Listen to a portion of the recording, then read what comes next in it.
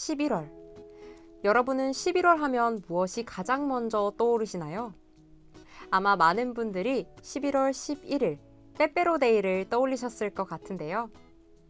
이 시기가 되면 가지각색의 빼빼로가 거리를 사로잡고 연인, 친구, 가족과 함께 빼빼로를 나누며 서로의 관계를 기념합니다. 이처럼 축하하거나 기릴 만한 일이 있을 때 해마다 그 일이 있었던 시간을 기억하는 날, 기념일이 있는데요. 11월에는 빼빼로데이 말고도 우리에게 의미 있는 기념일이 많다는 사실. 지금부터 저와 함께 알아보시죠.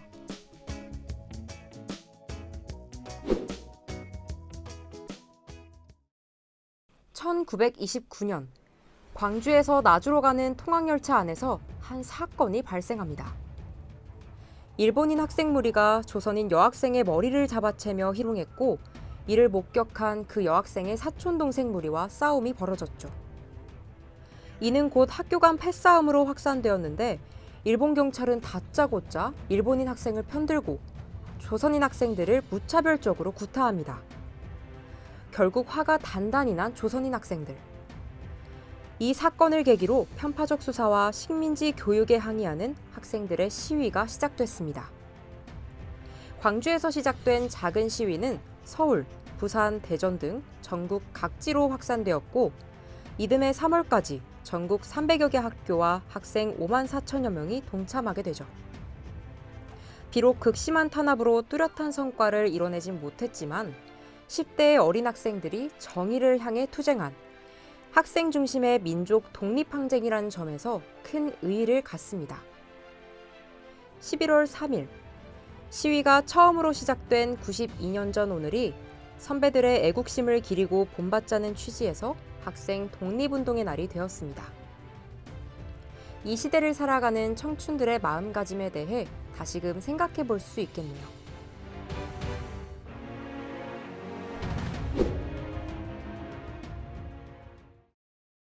조금 더 나은 세상을 위해 거침없이 나아갔던 학생들. 그런데 이에 못지않게 시각장애인에게 좀 더 나은 세상을 선사해주고자 끊임없이 노력한 분이 계십니다. 바로 시각장애인의 세종대왕이라 불리는 송암 박두성 선생인데요. 그가 시각장애인을 위해 한글 점자를 만들어 반포한 날을 기념하기 위해 점자의 날이 제정되었습니다. 1913년 재생원의 맹아부 교사로 취임하여 맹인교육에 전념합니다. 하지만 1호점자로 교육해야 하는 현실에 불만이 생겨 1920년부터 본격적인 한글 점자 연구를 시작하는데요.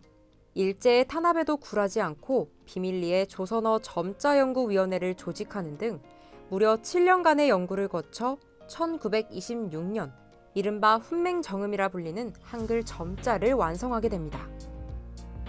어두웠던 일제강점기, 장애인에 특히 무관심했던 상황에서 평생을 장애인 교육에 이바지한 박두성 선생.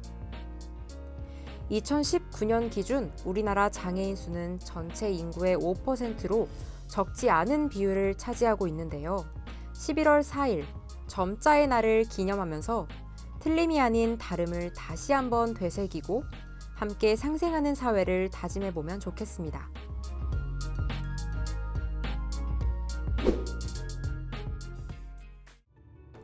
다음으로 소개해드릴 기념일은 한국인의 밥상과 아주 긴밀한데요. 여러 종류, 여러 빛깔, 여러 가지 맛, 아삭한 식감으로 세계를 사로잡은 이것. 바로 김치입니다. 2020년 한국의 오랜 전통인 김치 문화를 계승하고 그 영양적 가치와 중요성을 알리기 위해 김치의 날이 제정되었는데요. 다양한 재료 하나하나가 모여 22가지 효능을 낸다는 의미에서 11월 22일로 정했습니다. 올해로 두 번째 생일을 맞는 김치의 날, 좀 더 자세히 알아볼까요? 먼 과거부터 채소는 보존이 어려운 식품이었는데요. 채소가 마르면 영양가가 줄고 맛도 없어져 먹기 불편했다고 합니다. 이 문제를 해결하기 위해 채소를 소금에 절이게 되었고 오래 보관할 수 있다는 사실을 알게 됩니다.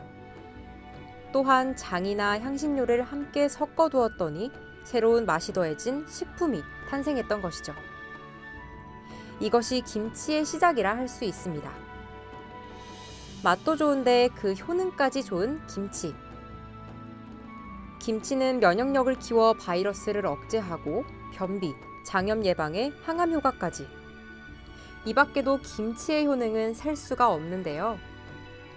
곧 다가오는 김장철엔 이 김치의 날을 되새기며 전통적인 한국의 정취를 느껴보는 건 어떨까요?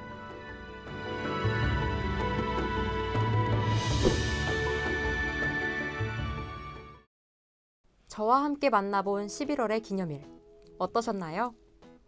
이처럼 하나의 기념일 속에도 감동, 역사, 문화, 정말 많은 것이 담겨 있어 배운 점도, 느낀 점도 많았던 시간이었습니다. 내가 이 땅에 태어난 날 생일, 두 사람의 첫 시작, 결혼 기념일, 자유의 외침, 광복절. 이처럼 기념일엔 초심을 잃지 않게 하는 힘이 있는 것 같아요. 여러 기념일과 함께 의미 있는 나날 보내시길 바라면서 5분 시리즈 여기서 마칠게요. 그럼 안녕!